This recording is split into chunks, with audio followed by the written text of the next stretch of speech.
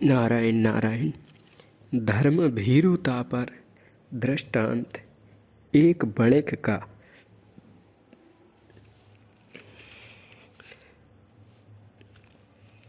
एक बणिक सज्जन थे, उनके कोई संतान ना थी। किसी भैरव भक्त ने कहा कि भैरव जी को बलिदान की मनौती मानो, वे तुम्हारे संतान होगी। बणिक ने मनौती मानी कि यदि मेरे पुत्र होगा तो मैं भैंसे की बलि दूंगा। कालांतर में पुत्र होने पर एक भैंसा लेकर वह भैरव जी के पास पहुंचा और बोला, लीजिए अपनी बलि। जीव हिंसा हमारे कुल में नहीं होती है। ऐसा कहकर भैंसे को भैरव जी की पिंडी में कसकर बांध दिया और प्रणाम करके घर चला आया। दोपहर को जब कड़ी धूप लगी तो एक ही झटके में भैंसे ने भैरव की पिंडी उखाड़ ली और तालाब की ओर भागा।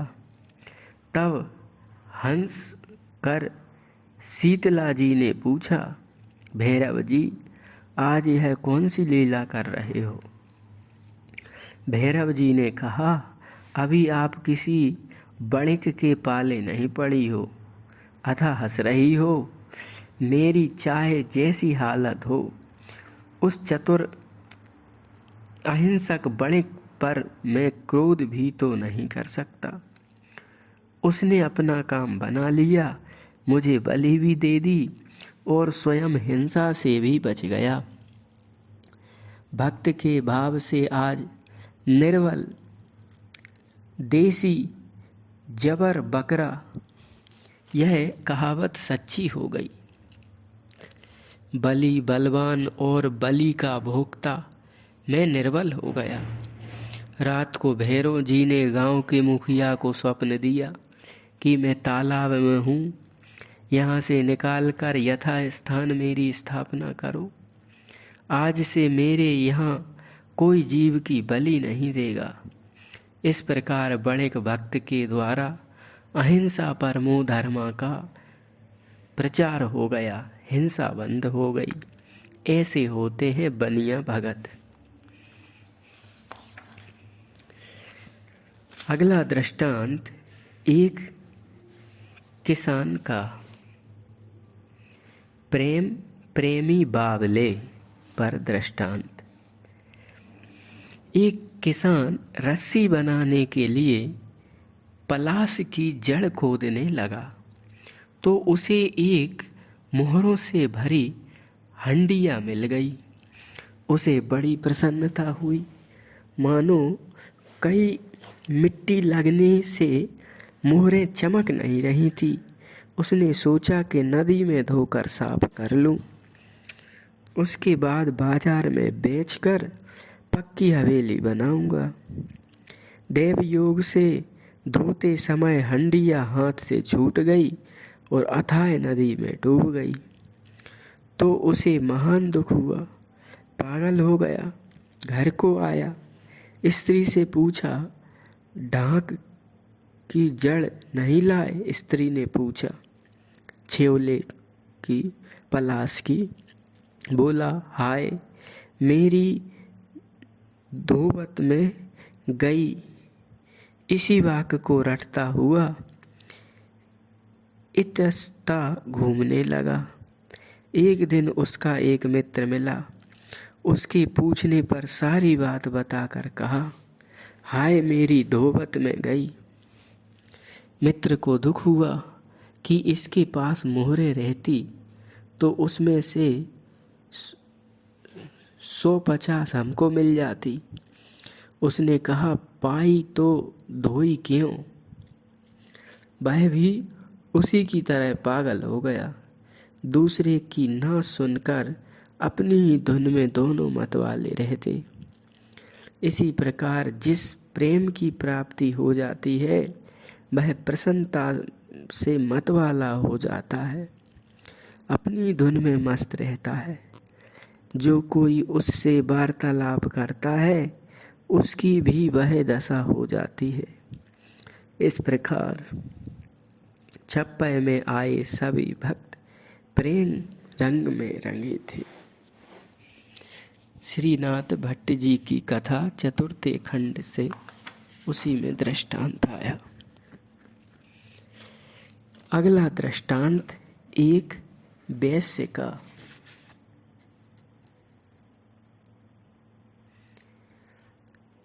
प्रेमी बावले के बाद वैराग्य बिना त्याग नहीं, पर दृष्टांत।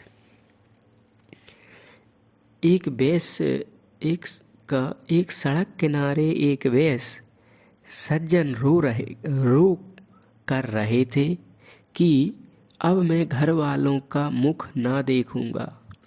तभी एक संत वहां होकर निकले। रोते को दुखी जानकर दया आई। संत ने समीप जाकर पूछा, आपको क्या कष्ट है, बताओ, मैं उसे अभी दूर करने का यथासंभव प्रयत्न करूंगा, आप रोइए मत। वैश्य ने कहा, हमारी स्त्री और पुत्रों ने हमको मार पीट कर घर से निकाल दिया है। मैंने बड़े परिश्रम से उनके लिए हवेली बनवाई, बहुत सा सोना चांदी आदि का खूब संग्रह कर लिया। वे सर्वस्व के ऊपर अपना अधिकार करके अब बुढ़ापे में मुझे घर से निकाल रहे हैं। संत ने कहा, तुम मेरे साथ चलो और मेरे आश्रम में रहना, तुमको कोई कष्ट नहीं होगा। आराम से भोजन भजन करना और कोई काम तुमको नहीं करना पड़ेगा। वैश्य ने कहा, आप चुप रहो, अपना रास्ता पकड़ो। हमारा घर, हमारी स्त्री और हमारा पुत्र है। अपने के द्वारा अपमानित होकर भी उसे छोड़ा नहीं जाता। उन्होंने मारा पीटा जो कुछ भी किया वह सहने योग्य है, क्योंकि वे अपने हैं। मैं तो ऊपर मन से रो रो कर कुछ कह रहा था। यह सुनकर संत ने माया देवी को धन्यवाद दिया और चले गए। श्री करमेती जी को मालूम पड़ा कि ससुराल वाले भक्त भगवान को नहीं मानते, वे वैष्णव संतों के विरोधी हैं। वहाँ प्यारे श्याम सुंदर की सेवा का अवसर नहीं मिलेगा। मन तन विषयों में ही लगाना पड़ेगा। यह सोचकर वे आधीर हो उठी। भगवत स्मरण कर रोकर प्रार्थना करने लगी कि इस विपत्ति से और विषय से दासी को बचाओ, किसी प्रकार ब्रज धाम पहुंचा दो। अकस्मात इनके मन में स्फुरणा हुई और निश्चय करके सब कुछ त्याग कर चल दी। इस प्रकार भक्तों का भगवान कल्याण करते हैं। दृष्टांत बादशाह का। श्यामता में प्रकाश पर दृष्टांत। एक बार दिल्ली का बादशाह शाहजहां विद्वानों और कवियों के मुख से श्याम सुंदर की बड़ी प्रशंसा सुनकर बोला कि तुम लोग झूठ बोलते हो। श्यामता में सुंदरता कहाँ, काला तो कुरूप होता है। दरबारी प्रवीण विद्वानों ने कहा, यह श्याम भी है और सुंदर भी।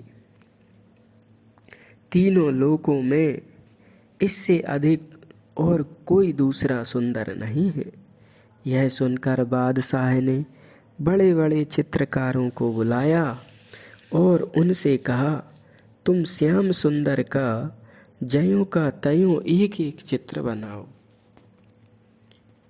चित्रकारों ने उनको देखा तो था नहीं, लोगों के द्वारा वर्णित का श्रवण करके अनुमान से सभी ने चित्र बनाया। बादशाह ने सभी चित्रों को देखा, उनमें एकता नहीं थी और सभी में एक न एक त्रुटि बादशाह को दिखलाई पड़ी। तब उसने सभी को अयोग्य कहकर कारागार में बंद कर दिया। बादशाह की बेगम का नाम नूर जहां था। वह अत्यंत चतुर थी। उसने चतुराई से निरपराध चित्रकारों को बंधन से छुड़ाया। एक दिन बादशाह के दरबार में कश्मीर से बहुत बेशकीमती इत्र आया। बादशाह ने उसे सूंघा तो उसे बहुत अच्छा लगा। उसने बेगम को भी सूंघने के लिए दिया। बेगम ने सूंघकर नाक सिकोड़ी और इत्र को फेंक कर कहा, इसमें तो प्याज की बदबू आ रही है। आश्चर्यचकित बादशाह ने पता लगाया, पर प्याज से इत्र के प्रभावित होने का पता नहीं लगा। तब बेगम ने कहा कि इत्र जहां से आया है वहां चतुर गुप्तचर भेजकर पता लगवाओ। बादशाह ने ऐसा ही किया तो कश्मीर से समाचार आया कि ठीक है, जिन फूलों से इत्र बना वे फूल जब आए तो प्याज वाली टोकरी में रखे गए थे। बादशाह बेगम की चतुराई पर बहुत प्रसन्न हुआ। अवसर पाकर बेगम ने कहा कि आपने चित्रकारों को क्यों बंद कर रखा है, उन्हें छोड़ दीजिए।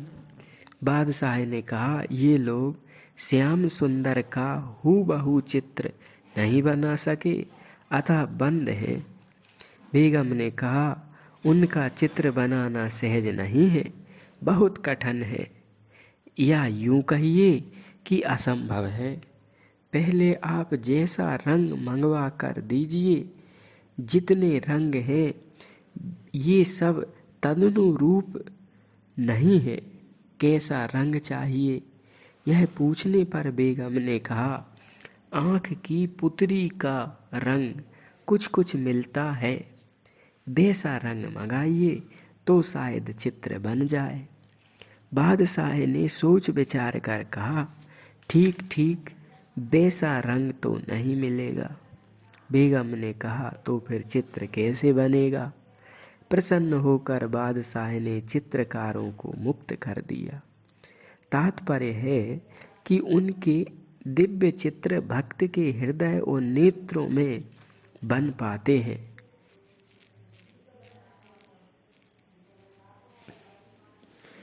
तो ये थी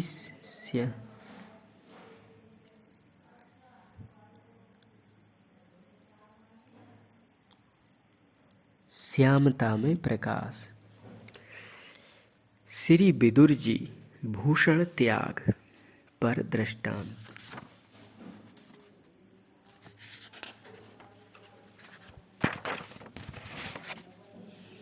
श्री विदुर जी धर्म नीति की बात कहते थे।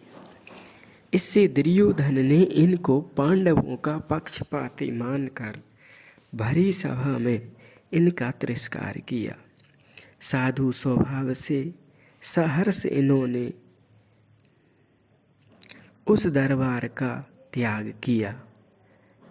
धनुष, बाण, मुकुट और राजवस्त्र राजद्वार पर रखकर वन को चले गए। धनुष को इसलिए त्यागा कि पास रखने पर ये लोग यही समझेंगे कि विदुर पांडवों के पक्ष में लड़ेंगे।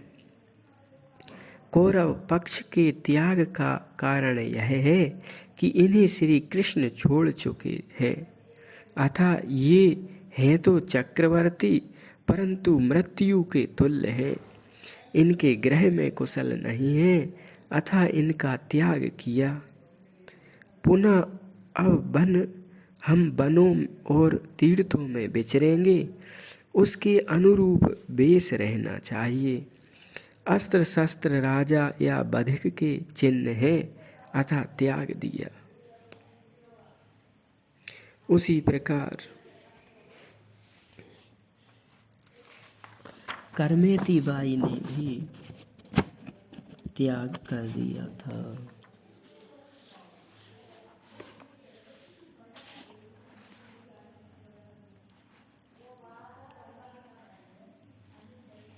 अगला दृष्टांत श्री गोपाल जी आत्मभाव।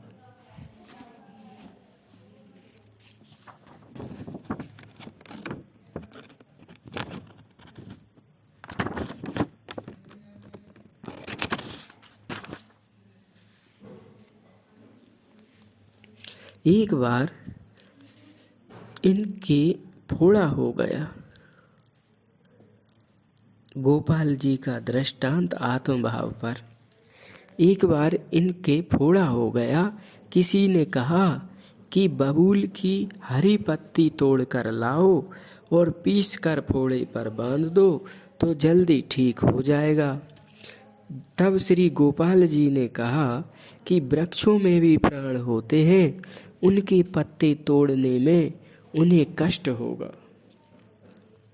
अपने सुख के लिए किसी दूसरे को कष्ट देना अनुचित है। साधु वृक्षादिकों को भी कष्ट नहीं देते। इसी से करमेती जी नित्य पेड़ से गिरे पत्तों के वस्त्र धारण करती।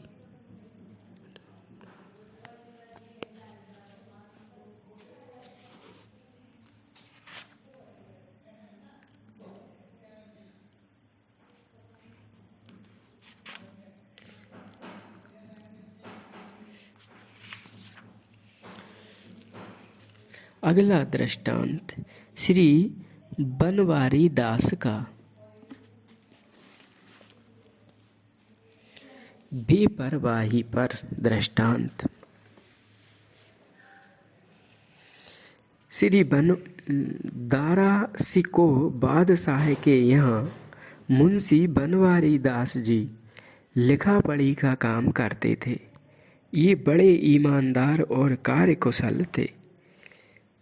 एक बार इनके ऊपर आर्थिक संकट आ गया। तब इन्होंने बादशाह के नाम एक प्रार्थना पत्र लिखा और उसे लेकर बादशाह के पास गए। ये उसके आगे प्रार्थना पत्र लिए 2 घंटे तक खड़े रहे। बादशाह दूसरी बातों में लगा रहा। उसने इन्हें देखकर भी इनकी ओर नहीं देखा। यह नहीं पूछा कि क्यों आए हो, क्या चाहते हो। तब बनवारी दास जी के मन में बड़ा भारी दुख हुआ। मन में आया कि यदि इतनी देर ईश्वर की आराधना करता, उनसे प्रार्थना करता तो सभी संकट दूर हो जाते। ये तुरंत दरबार से घर आ गए और जितना घर का सामान था गरीबों को लुटाकर विरक्त होकर चल दिए। कपड़ा एक धोती के 2 टुकड़े कर बांध के कमर में और ओढ़ कर चल दिए। यह सुनकर बादशाह आया और इन्हें मनाते हुए बोला कि जितना तुम्हारा सामान था उससे दूना सामान मैं तुम्हें दूंगा। तुम कहीं भी मत जाओ। पर ये ना माने। दिल्ली से निकलकर मेवाड़ की ओर चले गए और वहां एक पहाड़ पर रहकर भजन करने लगे। 1 वर्ष के बाद अपनी सेना के सहित बादशाह वहीं होकर निकला। किसी ने उसे बताया कि इस पहाड़ पर एक महान त्यागी संत बनवारी दास जी भजन करते हैं। बादशाह दर्शन करने पहुंचा। इसे देखकर उन्होंने पैर फैला दिए। बादशाह ने प्रणाम करते हुए पूछा कि पैर फैलाना कब से सीखा। बोले, जब से हाथ सिकोड़ा। पुनः उसने पूछा, हाथ कब से सिकोड़े। उत्तर, जब से पैर फैलाए। पुनः बादशाह ने कहा, आप साहिबी छोड़कर अब यहाँ धूल में पड़े हैं, इससे क्या मिला। बनवारी दास जी ने कहा, इतना तो प्रत्यक्ष है कि हम प्रार्थना पत्र लेकर तुम्हारे सामने 2 घंटे खड़े रहे, पर तुमने हमारी ओर देखा नहीं। वही तुम आज हमारे सामने खड़े हो और हमें तुम्हारी परवाह नहीं है, आगे की ईश्वर के अधीन है। यह सुनकर बादशाह प्रसन्न हुआ और बोला, अब आप सच्चे संत हैं, मेरे लिए सेवा की आज्ञा करिए। यह सुनकर उससे कुछ भी लेने की अनिच्छा प्रकट कर उपदेशार्थ छंद पड़ा। उसे उपदेश दिया, डर डारी दीजे उठी राह लीजे, जिस राह में साहिब पाइए जूं, दुखते सुखते नित न्यारे रहो, हंसिए अरु खेलिए गाइए जू, घर बाहर भीतर हेत तजो, अब चेतन सोचित लाइए जू, मर के जह जाना अहे जू, बलि तहाँ जीवित क्यों नहीं जाइए जू।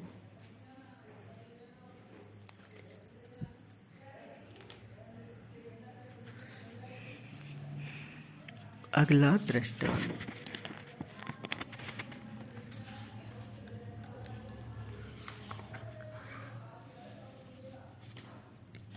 एक राजा का दृष्टांत। सत्य की महिमा पर। एक राजा ने घोषणा की कि मेरे नगर में एक हाट लगाई जाए, बाजार लगाया जाए। उसमें यदि किसी व्यापारी का माल नहीं बिकेगा तो सायंकाल को आकर मैं खरीद लूंगा। एक दिन एक लोहार एक शनिचर की मूर्ति बनाकर लाया। उसे किसी ने नहीं खरीदा तो शाम को राजा ने उसे खरीद लिया।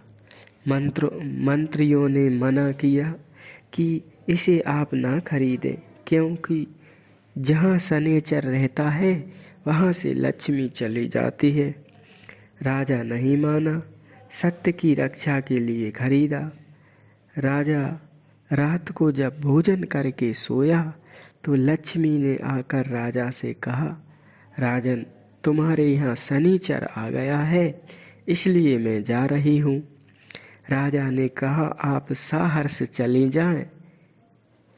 फिर धर्म आया और बोला राजा से कि मैं भी जा रहा हूँ। राजा ने उसे भी जाने की सम्मति दे दी।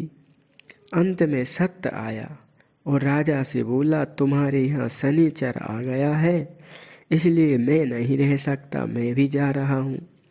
तब राजा ने उठकर सत्य के पैर पकड़ लिए और कहा कि मैंने वचनों की सत्यता, अपने वचन देने की सत्यता का पालन किया, निभाया, शनिदेव को खरीदा, नहीं तो मेरी सत्यता चली जाती।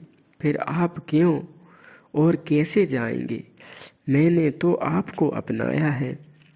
सत्य ने सोचकर कहा, राजन, सचमुच तुम मेरे सच्चे उपासक हो, अतः मैं तुम्हें छोड़कर नहीं जा सकता।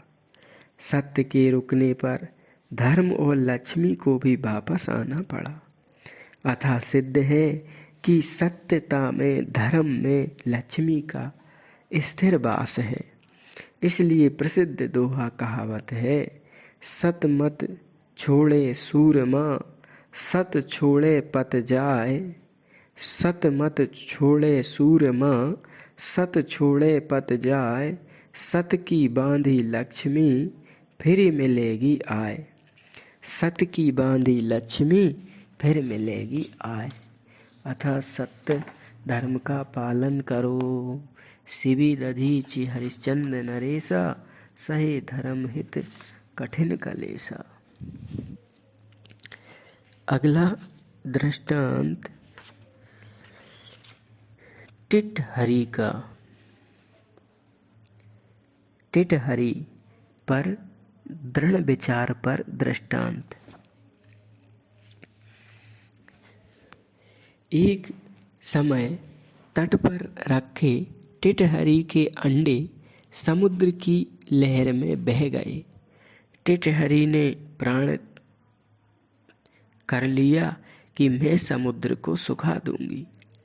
समुद्र में से चोंच भर भर कर लाकर बाहर रेत और बाहर से चोंच भर भर कर रेत समुद्र में डालने लगी। यह देखकर श्री नारद जी ने पूछा तो उसने बताया कि इसने मेरे अंडे बहाए हैं, अतः मैं इसे सुखा दूंगी। श्री नारद जी ने कहा, अनंत जल राशि समुद्र तुम्हारे सुखाए कैसे सूखेगा? उसने कहा, मैं बार बार जन्म लेकर इस उद्यम को करूंगी और इसे सुखा कर रहूंगी। उसके साहस को देखकर नारद जी प्रसन्न हो गए और उन्होंने जाकर गरुड़ से कहा, तुम्हारी जाति का एक छोटा पंछी कष्ट में है, तुम जाकर उसकी सहायता करो। तब गरुड़ जी ने आकर समुद्र से कहा, तुम इसके अंडे लाकर शीघ्र दे दो, अन्यथा मैं अपने पंखों की वायु से तुम्हें सुखा दूंगा।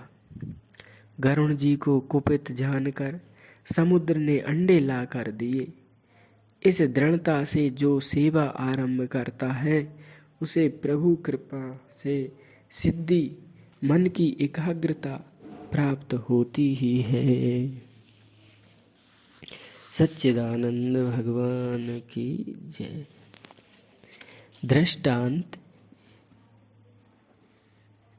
निष्किंचन दंपति भक्त का। निष्किंचनता पर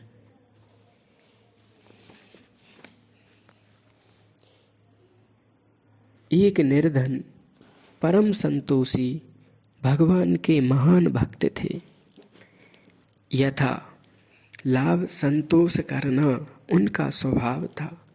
उनकी पत्नी भी पति के अनुसार ही भक्त थी। बहुत दिन गरीबी से भगवत सेवा करते करते बीत गए। पत्नी को अपने खान पान परिधान की चिंता न थी, परंतु भगवत सेवा में सेवा सामग्री का अभाव उसे बहुत खटकता था। पड़ोसियों की संपन्नता देखकर उसका मन और मचल गया। उसने अपने पति से कहा कि मैं राजोपचारों से प्रभु की सेवा करूंगी। उसके लिए जैसे हो वैसे धन का संग्रह करो। भक्त ने पत्नी को बहुत समझाया कि अर्थ में अनंत अनर्थ भरे हैं, अतः उसकी इच्छा मत करो। उससे सेवा में बाधा होगी। इस प्रकार पति के समझाने से भी उसकी समझ में नहीं आया। वह रूठ गई और 2 दिन भूखी रही। तीसरे दिन भक्त पति ने कहा, गांव से पूर्व वन में चली जाओ, वहां तुम्हें विशाल वट वृक्ष मिलेगा, उसके नीचे बहुत सा धन गड़ा है, खोद कर ले आओ।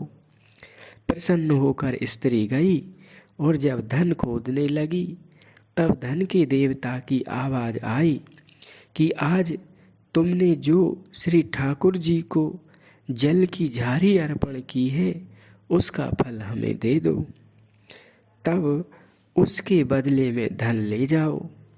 स्त्री बोली, कल जो झारी भरूंगी उसका फल ले लेना।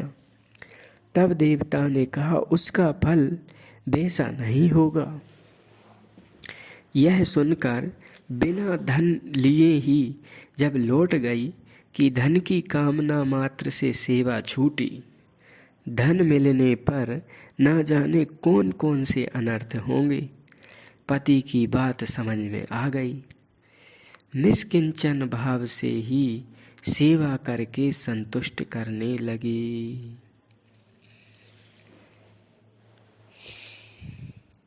ऐसी है निष्काम सेवा, कुछ न चाहना, काम आ जाना। अगला दृष्टांत, एक भक्त थे।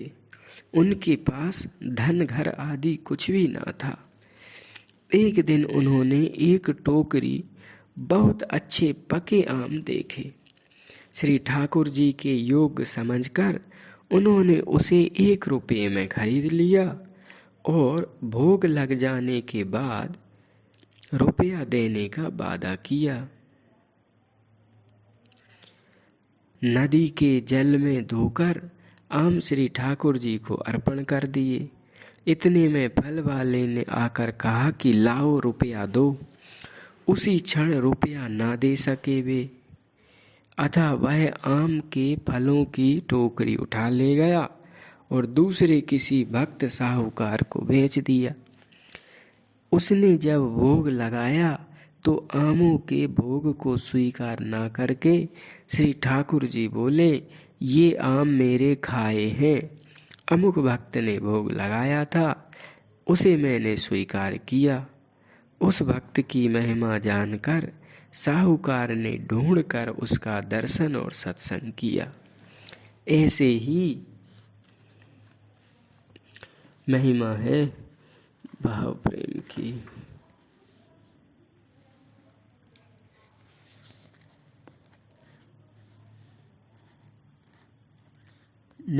निष्किंचता की महिमा।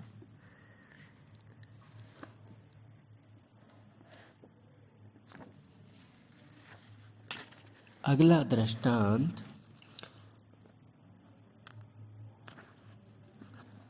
श्री खरिया खुरपा वाला सर्व सब त्याग पर दृष्टांत।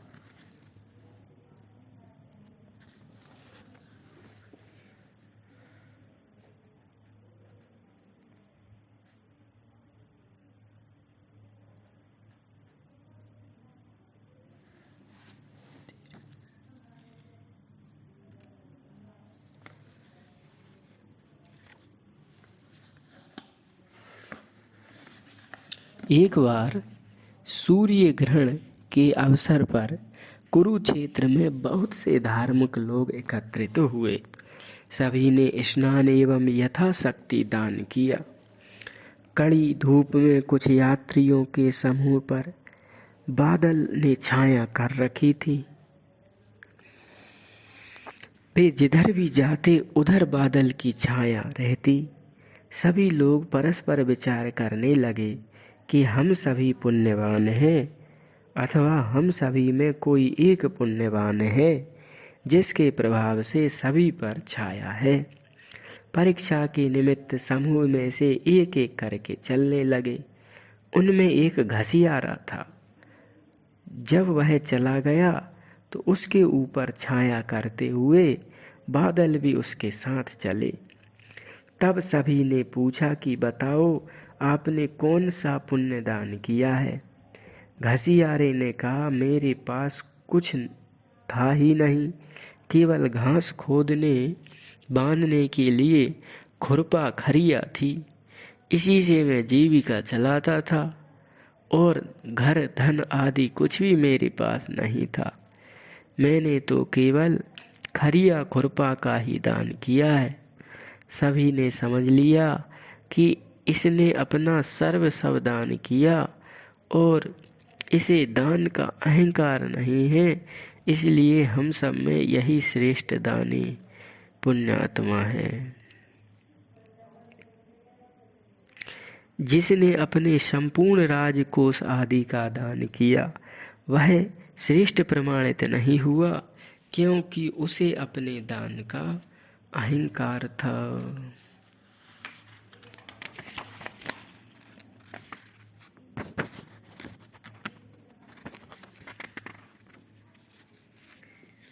अगला दृष्टांत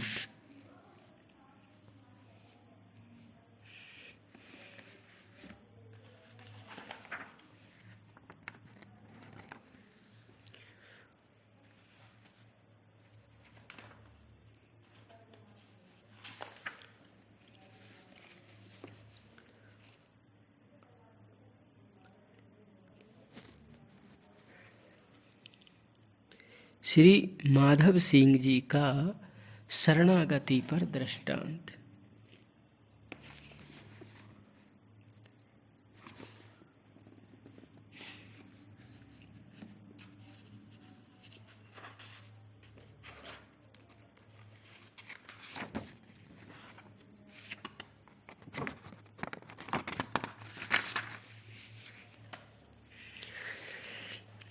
ये जयपुर नरेश के नरेश एवं श्री गोविंद जी के परम भक्त थे।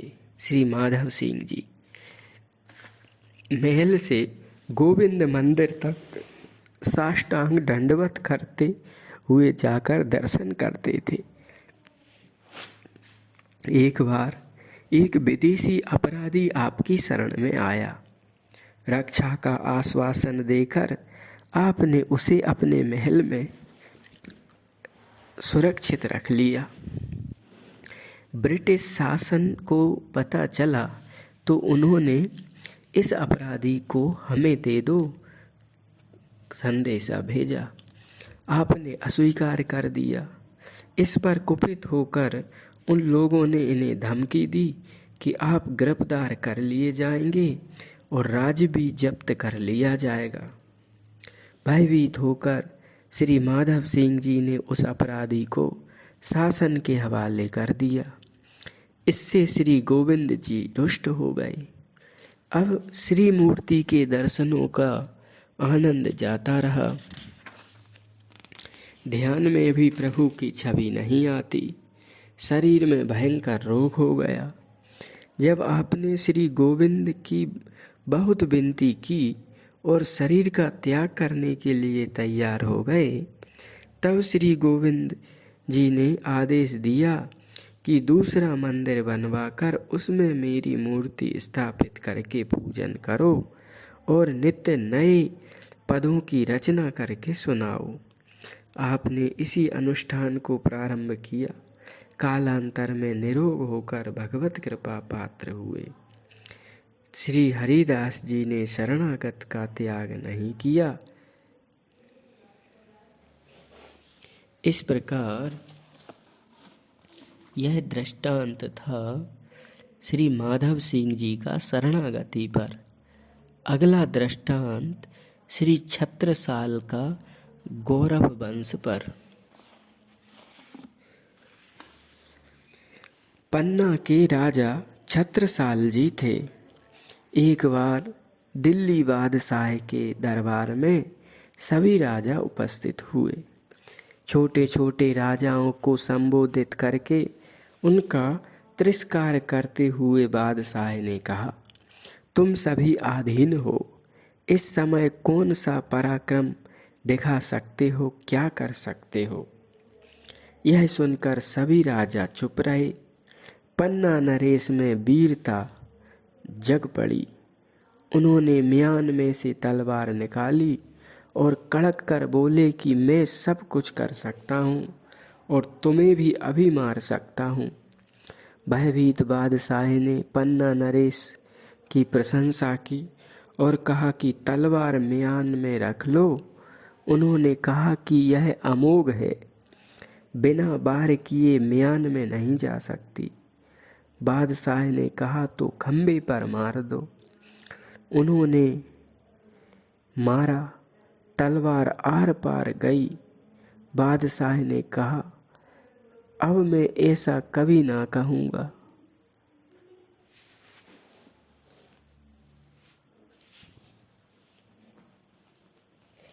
पर काम स्वयं बारी सरिता नहीं पीवे, ऐसे ही साधु परहित जीवे। वृक्ष मधुर फल कबहु न खावे, तथा संत पर काम बनावे। निर्भयो हरिदास से दास सदा ये, नित्य धाम में राजे। अंधकार तम जग में बाड़े, करत भक्ति नर लाजे। तब प्रकाश के हेतु स्वयं हरि आयसु ते ये आवे। सदाचार सेवा रसकाई, पद अनन्य दर्शावे। सदा रहे निर्लेप एक रस, सबको यही सिखावे। माया मोहित जगत नरक को, ये ही स्वर्ग बनावे। श्री कृष्ण अर्पणमस्तु।